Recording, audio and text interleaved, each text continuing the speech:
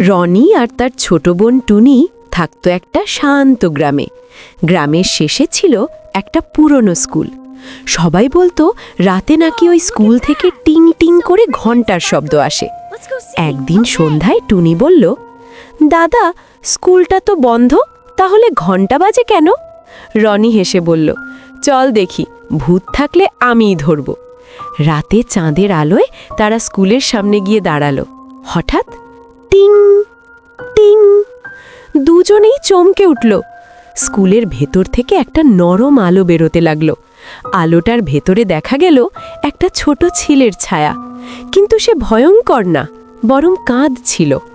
রনি সাহস করে বলল, তুমি কে?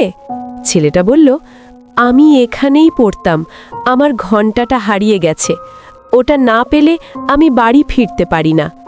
টুনি চারপাশে খুঁজে একটা পুরনো ঘন্টা পেল। সে ঘন্টাটা তুলে দিলে টিং টিং, আলোটা উজ্জ্বল হলো।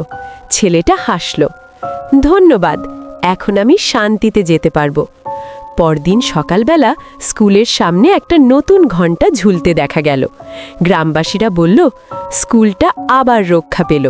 রনি আর টুনি বুঝল, সব অদ্ভুত শব্দ ভয় দেখানোর জন্য না, কিছু শব্দ আসে সাহায্য চাইতে।